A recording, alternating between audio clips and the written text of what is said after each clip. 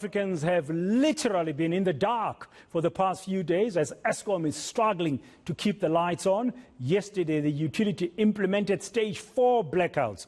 This has made things even more difficult for matriculants who are trying to write their final exams, as well as businesses trying to survive the impact of the COVID-19 lockdowns. Our reporter Govan Whittles is joining me live from Gqeberha, where he's been finding out about those hardest hit.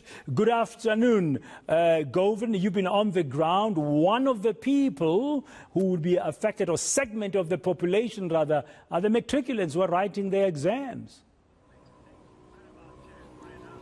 Indeed, Bradan. And this morning we started the day by speaking to Nelson Mandela Bay's Mayor, Ngaba Banga, who condemned the blackouts and the effect it would have not only on businesses but particularly schools who are taking their matrics to write their final exams. They started this week. And we also spoke to a principal of the Uitenhage High School who had said that while the matrics would be able to write their exams at the school's premises with relatively no interruptions, only the lights would be affected, but the school is rarely load shed.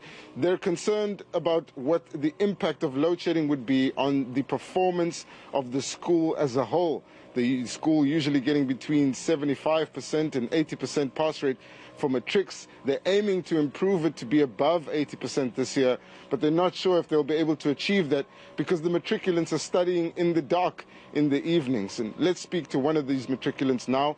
She's also attending one of the schools in the area, and she's just finished writing her business studies paper today. Just tell me how the exams started yesterday with news of the load shedding.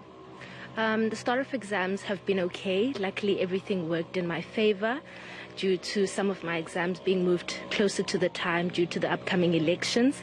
So it worked out in my favor since I would have had a very hectic week next week. So what do you do when there's load shedding and you need to study for an exam, and what would you specifically do that now that it's your finals with so much on the line and so much pressure, knowing that the power might go out while you're studying?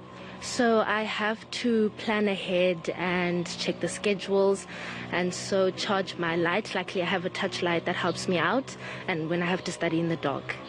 All right, and those are just some of the things that the matriculants are resorting to, Bradan. It's a similar story at some of the other schools, and pupils coming up with different ways to try and get around the load shedding, but many don't have access to those facilities and are unfortunately seriously disadvantaged by the power cuts, which will be in place at least for the rest of this week.